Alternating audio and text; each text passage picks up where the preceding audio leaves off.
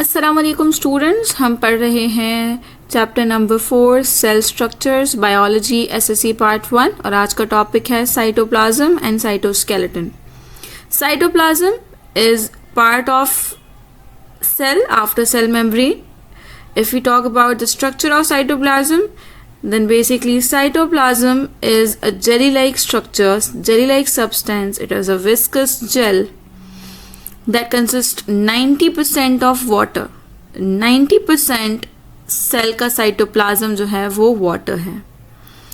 उसके अलावा जो रिमेनिंग 10% है, it is dissolve nutrients and waste products. जितने भी न्यूट्रिएंट्स हैं ब्लड से सप्लाई होते हैं सेल को, वो साइटोप्लाज्म में होते हैं, और जितना भी वेस्ट प्रोडक्ट ब्लड को वापस मिलता है सेल के ज़रिए, वो भी साइटोप्लाज्म में ही कलेक्ट होता है from all the organelles.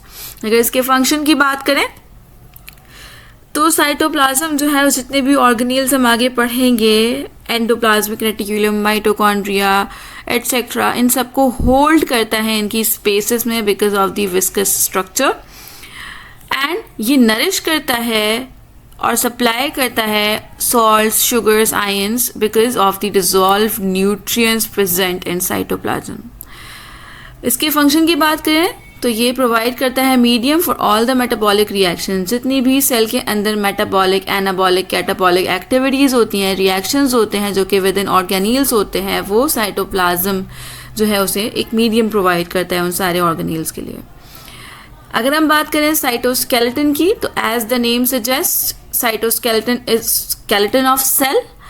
The structure of cytoskeleton basically consists of microtubules and various filaments. Filaments are basically very thin fibers. These microtubules are made up of or composed of protein tubulin.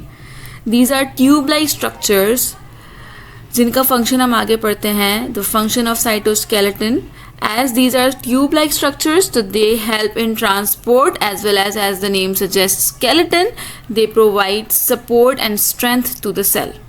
So basically support and transport within the cell. That is it for today.